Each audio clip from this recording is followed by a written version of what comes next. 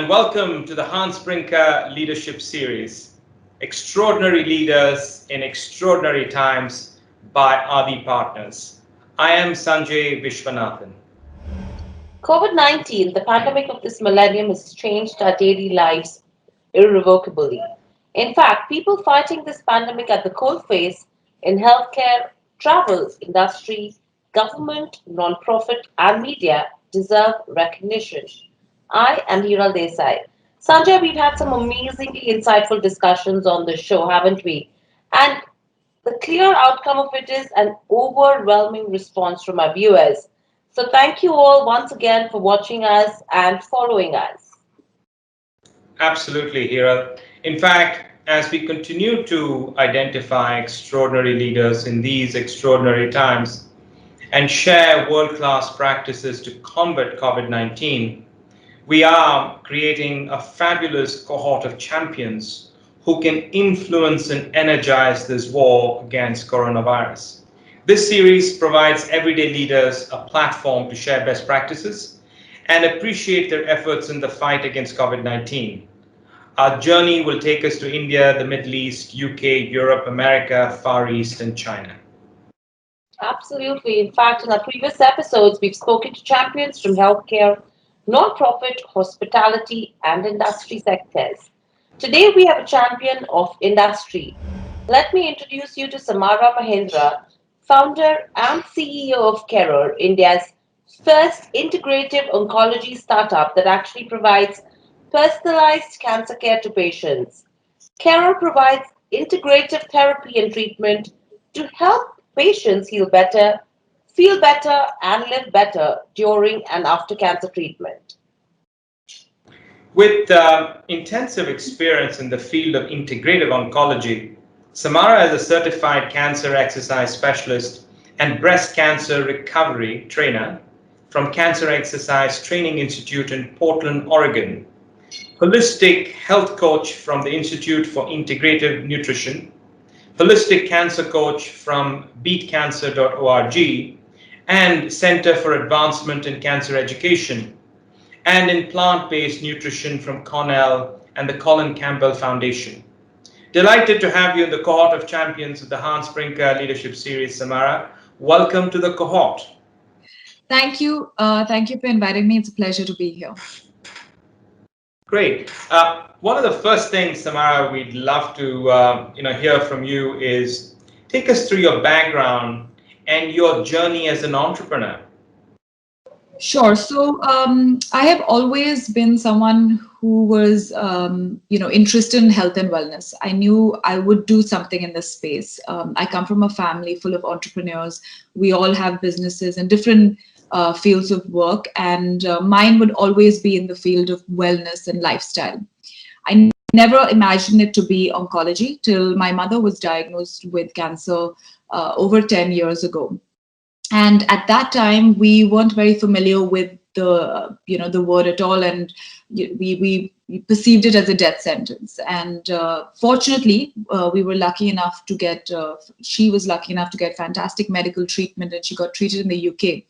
But unfortunately, her cancer relapsed, 6 months later, and she was given a very short time to, get through even treatment and actually heal from the cancer. The doctors told her that she had about 6 months to live.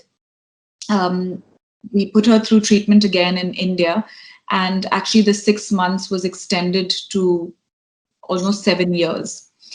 In that journey of being a caregiver, that's when this curiosity towards the medical side of healthcare began. And I would notice a lot of things with her in terms of her lifestyle that would actually contribute to her recovery and healing and actually effectiveness of the treatment that she was taking.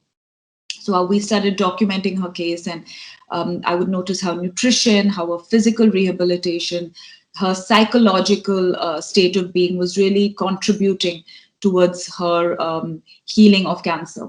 Unfortunately, she had multiple rounds of chemotherapy, and eventually, her body gave up and she passed away. But that, that actually gave me my first initiative to actually go into the field of entrepreneurship and to do something in the space of health and wellness from a medical perspective. And that's when I decided to move to the US and learn medicine from scratch, learn everything that needed to be learned about oncology. I trained as a cancer exercise specialist, worked with breast cancer patients, and then went into the field of nutrition and into cancer coaching as well. I was exposed to this world of integrative oncology in New York through Memorial Sloan-Kettering. It's one of the biggest cancer institutes in the world. And from there is when I decided that I wanted to start something similar to what they were doing in Sloan back in India. So that's when I moved back to India and decided to start Carer, which is the first integrative oncology platform in the country. Perfect. So in a sense, did your mother motivate you to start Carer and galvanize it the way you have? Oh, absolutely. As I always knew that I would start a company on my own, the dive into healthcare and into the field of oncology was purely based on my experience as a caregiver and my encounter with cancer and the problem that we faced in caregiving and in the field of just cancer therapy for cancer patients in the country. And that's what really fueled me to do something in this space. So, Samara, that's been an interesting start that we've seen. And when you talk about integrative oncology, by the time you started it, that was something really very new, even, for patients, for people across. As a startup, especially in the field of integrative oncology, what were the kind of challenges that you faced? You're absolutely right, and in fact, integrative oncology even today is still very nascent a lot of people and their perspective towards cancer and the treatment for cancer. So when we began, one of the biggest obstacles was the fact. So it came from two areas. One was from the medical fraternity, and the other was from patients themselves. So when we worked with the medical fraternity, obviously they understood the importance of integrative oncology, but their response was, why should we believe in what you're doing? Why should we trust in the therapies that you're giving, our patients per se? So what we actually did to overcome that obstacle was to spend a lot of our energy, which we still do, in pilot studies and in retrieving patient data. We worked with some of the top oncologists in different fields, from medical oncology to surgical oncology to even radiation oncology and different types of cancers. We then, ran our program on these patients for at least 12 weeks or so. And we started retrieving a lot of data and showing the results to doctors. And that's what changed the game for us, because then suddenly the results and the data started speaking for itself. So we went about it like how you would launch a new drug in the market, like a clinical trial.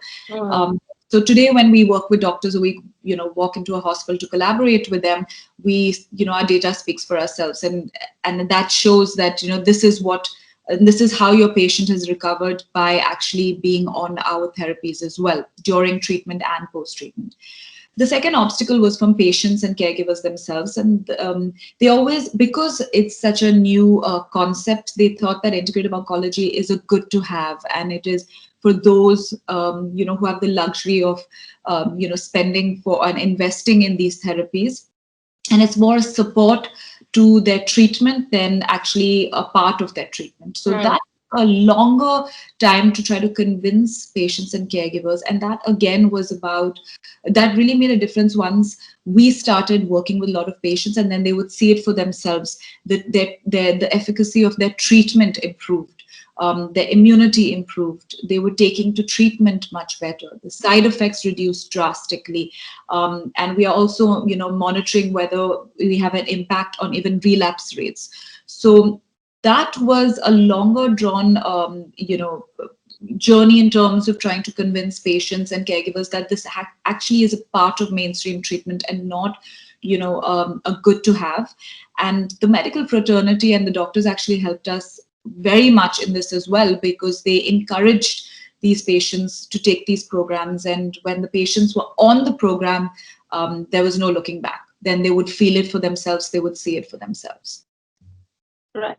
And then, Samara, with this, when you talk about integrative oncology, the way you started it, the challenges that you faced, who would be your clear competition right now, which could have evolved over time in India versus competition abroad as well? And how would your business model be different? So, in terms of competition, right now, if we were to really look at just Carer per se and what we do exactly, there is no other company that provides integrative oncology solutions the way we do in India. Having said that, of course, there are other, players out there that can pose as competition. So, when we look at India, unfortunately, this world of therapy and healing in India, especially for if you're talking about oncology, is you have allopathic treatment, which is your mainstream chemotherapy, surgery, and radiation, and immunotherapy, let's say. And then you have the alternative spectrum, which, Ayurveda falls under alternative, therapy. And then you have energy healing, and you have different forms of therapy that doesn't fall in line with mainstream treatment. Now, in India, they look at allopathic treatment and alternative treatment as two different schools of thought that can never collide and that can never actually work in sync with each other. So most patients, when they're on allopathic treatment, take to alternative treatment, but do not inform their medical oncologists that they're taking these forms of alternative treatment. What we try to do is to marry these different fields, all based on science. So we do forms of complementary treatment that is based on science, but that does use therapies from the alternative field as well, align with medical treatment to provide a comprehensive treatment plan to the patient. So for us per se, as of right now, there are various alternative treatments that patients are taking that are not really backed by science that could pose as a competition to us. Now, if we look at the international market, it's very different because integrative oncology is a very well-established way of treating patients over there. Majority of the top cancer hospitals or even any medical institute around the world in developed countries have integrative medicine units. So this is very much a part of mainstream treatment. So they would pose as competition in terms of just having these units very established and present in the hospital. There are multiple support groups which are very well reputed around the world, who also provide these therapies, but they do it more from a non-profit perspective. So they wouldn't really pose as a competition, but they also provide these therapies. So we would see more competition internationally. Right now in India, not as much as just probably alternative centers and therapies that are available. Fascinating, really, Samara. And therefore, when you look at Cara as a business platform, how has it changed from where it was pre-COVID to now? And the second part of my question is, therefore, what is the kind of social impact you've created in these difficult times? Right. So in terms of, even the business model, when we look at these, these integrated platforms available, they're very center-based. They're very on-ground. I don't think there is really any kind of program that provides these therapies in a patient's home. So we started Carer as a home care program where we would send our therapists to patients' homes. We would send our clinical nutritionists there, our physical rehab therapists there, our mental well-being therapists, and we would more or less enter all the patients' homes and completely change their lifestyle, working with them throughout their treatment phase and post-treatment. There were a lot of feet on the ground. There were a lot of therapists that we were managing in all the tier 1 cities in the country. And as you can imagine, we were perceived as a home care company that would provide these therapies to the patient. Pre-COVID, the perception from cancer patients were that, we cannot do this as an online platform. We can't do teleconsulting. We need someone physically here. How is it possible to do a rehab session, a physical rehab session, or yoga therapy session online? And there was a lot of there were no patients who were really ready to kind of take an online approach to this. COVID actually changed that for us. Inevitably, all our patients had to move online. We had to stop all home care services, but obviously therapy doesn't stop. So we started moving our patients online, and we monitored quality and data very, very closely to just see that it should not hinder, obviously, the quality of the service. And we realized that it did not at all, no matter what the age of the patient was or the condition of the patient, the quality was not hindered.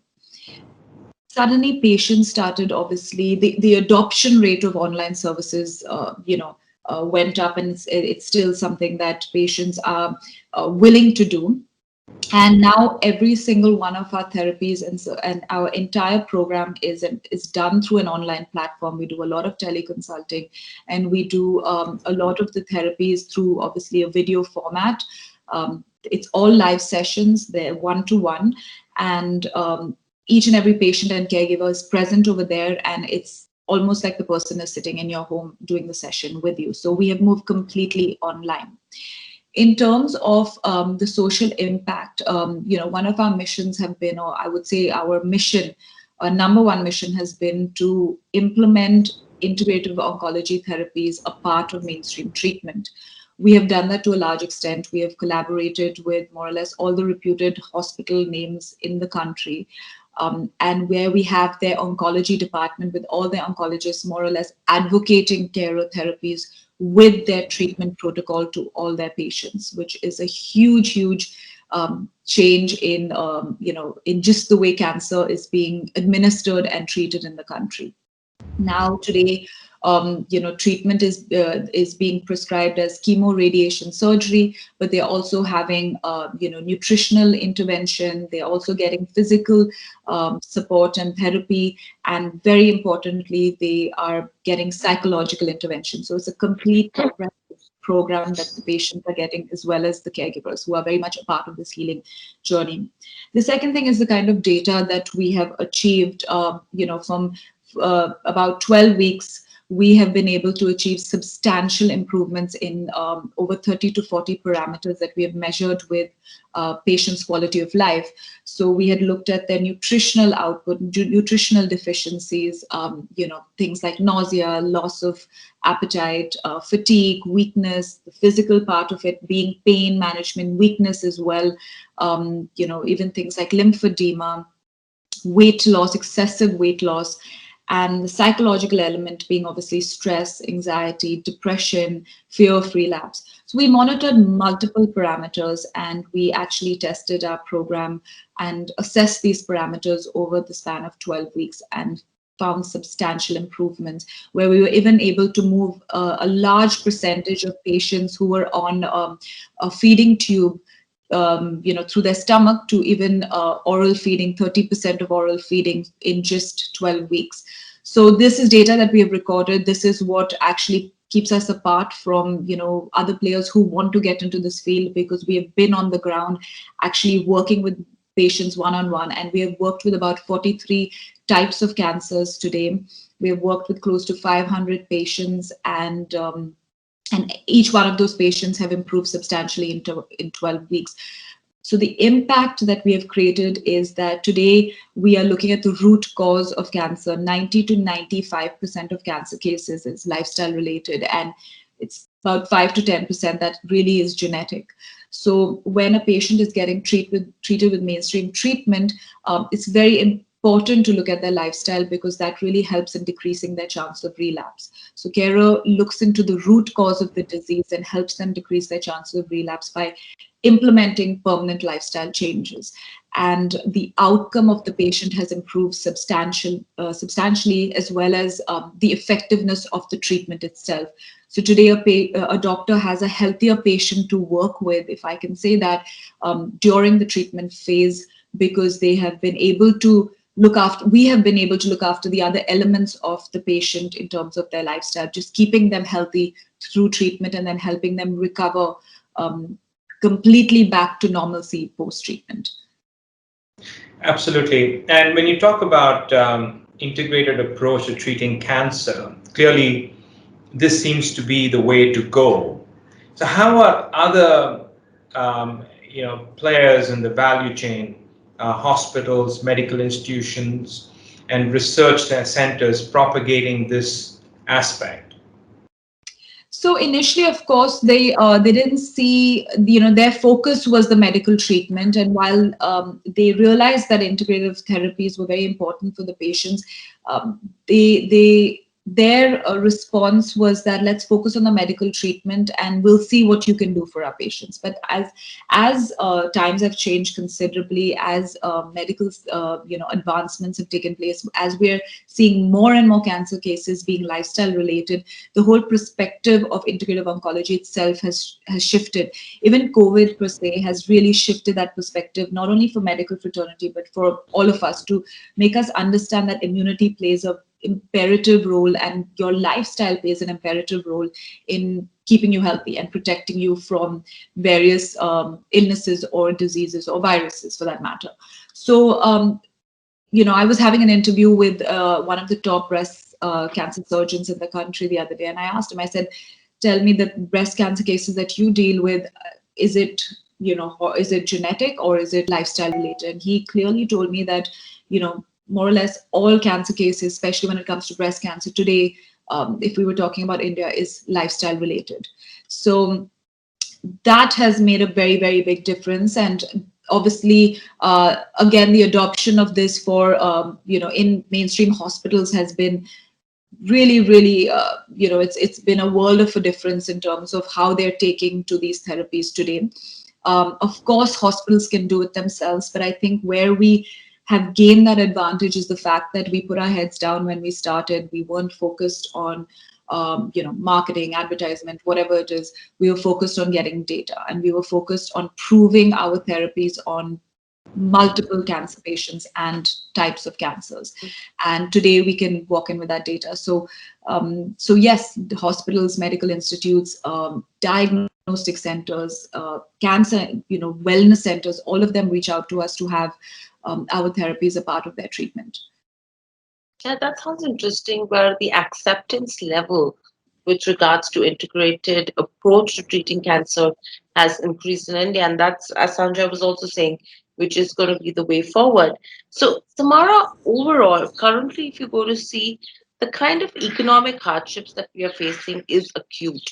Now, with all of this, the entire system has moved to digital. Now, taking that into consideration, do you see any barriers to access certain markets or segments? And if yes, what would your plan and strategy be for growth? So I think digital has really helped us pave a way for exponential growth, right? Technology really makes it possible to scale. The biggest obstacle in terms of the business side of things for us initially was that we had so many feet on the ground, and that scalability was always difficult in terms of having so many therapists and also just managing quality.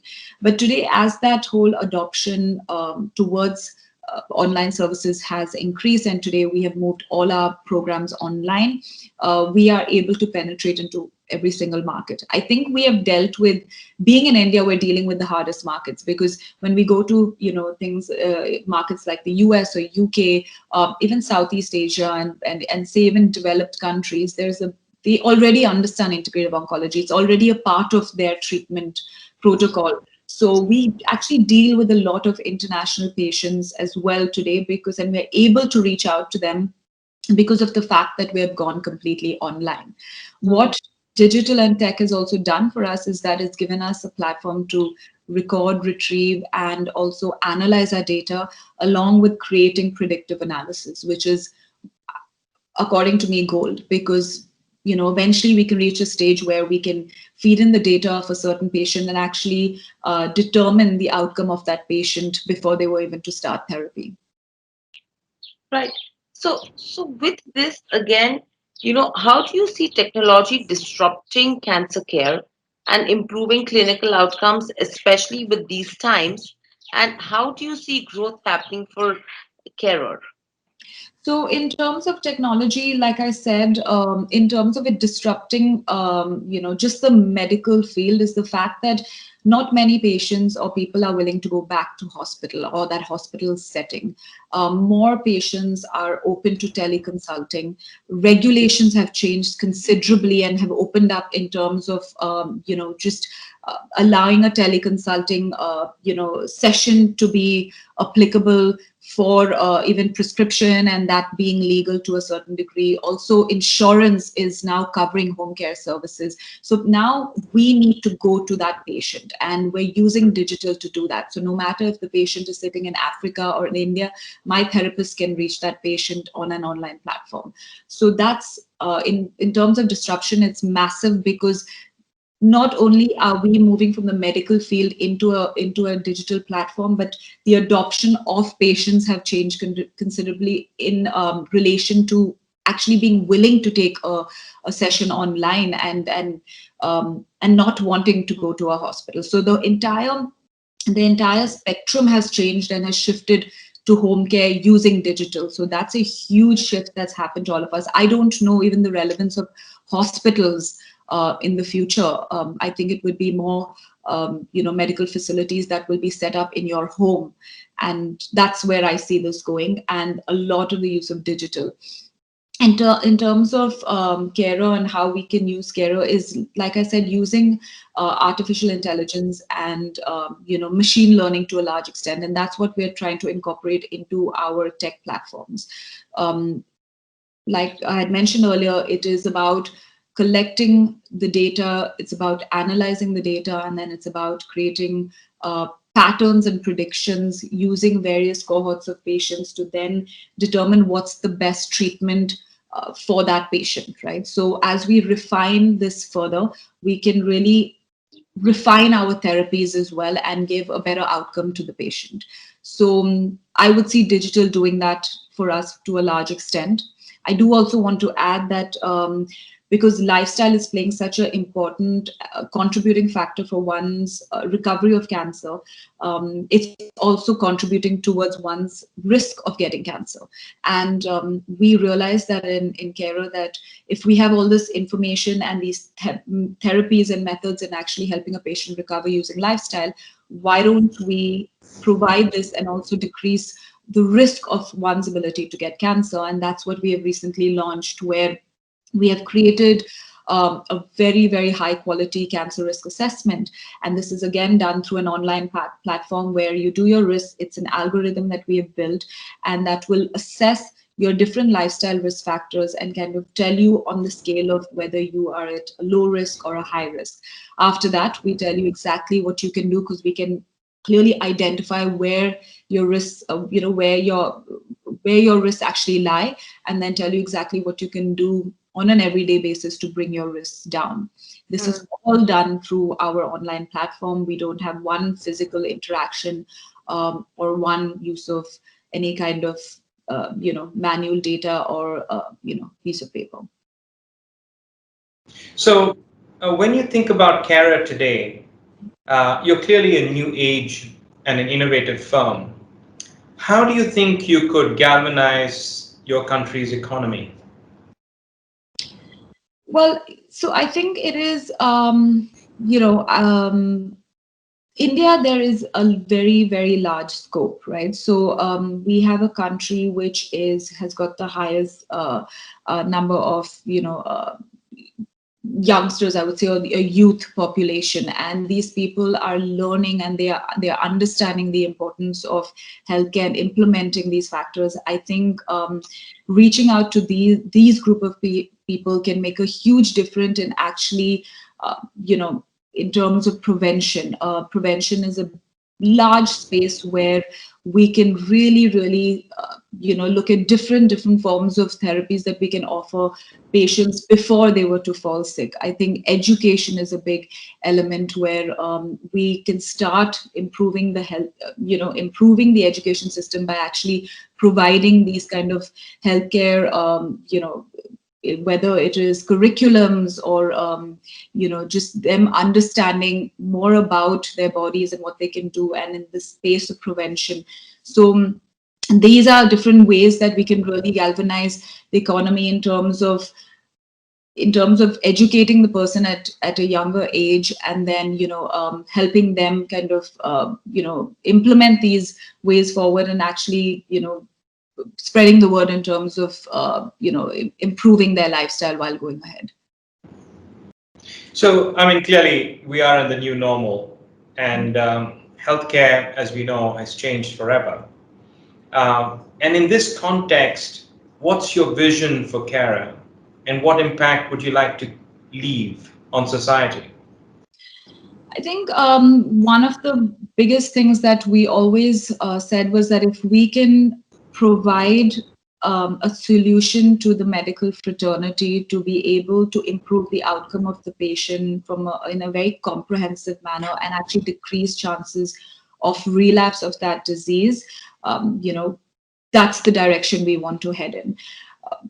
Our focus has always been to implement integrative oncology a part of mainstream treatment. When a doctor or an oncologist writes, the treatment protocol, whether it's chemo, radiation, surgery on that prescription for that patient, they need to write integrative therapy solutions as well. So that's the direction we've always wanted to go in. We've also wanted to really go into the space of prevention, where people start understanding the importance of prevention and that they have the power to heal themselves. This is where knowledge really is power, and this is where education comes into play. So there are multiple areas that we want to go into. Prevention we've started going into, but there are different elements just in cancer care that we can look at. So there is prevention, there is treatment and care, there is palliative care, and there's also end-of-life care. So there are multiple segments. Today we are, we spent our time in treatment, we're stepping into prevention. Palliation and end-of-life care is also a space that we want to get into, because India really is not considered the best country when it comes to palliative care and end-of-life care.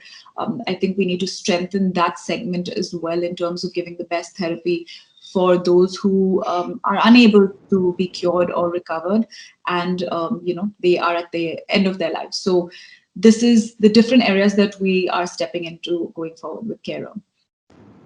Well, that seems to be a good vision to have as well and contribute to society. Samara, with your experience that you've had, with the challenges that you faced, while starting up Carer, what is the advice that you would want to give to students and young entrepreneurs who, are probably on their journey right now? What are the kind of skills do you think, students early or mature should have in this new normal to succeed?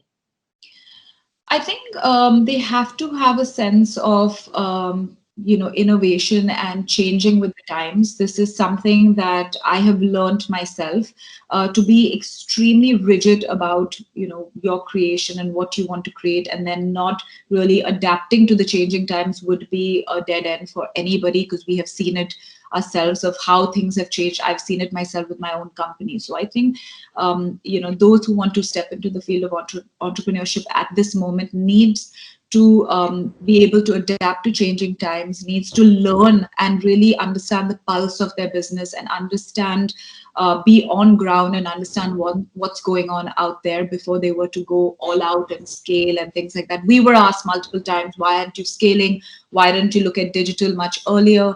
So on and so forth. But it was about creating quality, it was about creating data, and it was about interacting with each one of those patients to really understand the pulse of our business and where the need and where the solution really lies. So I think that's very important. Second, for any entrepreneur, is resilience. I say this all the time. You will be faced with multiple obstacles, thousands of rejections, but if you have an attitude of not giving up, that will really pull you through, especially in the starting time. So I think resilience is one of the most important and imperative qualities or traits that you have to have or adopt if you're going to get into entrepreneurship.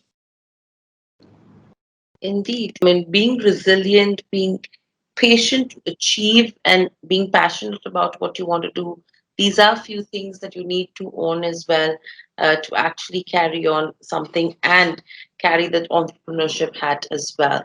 That was an extremely insightful discussion, Samara. Thank you for sharing with us, and congratulations once again for being a part of the cohort of champions of the Hans Brinker Leadership Series. It's been a pleasure. Thank you so much for having me.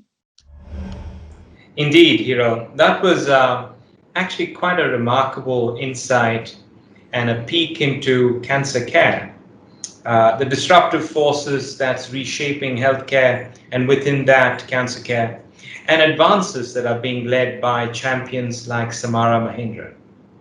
Absolutely, and we are excited to discover and explore more champions in this journey of the Hans Brinker Leadership Series. Thank you all for tuning in. Sanjay and I will be back to share more extraordinary leaders in these extraordinary times. See you soon.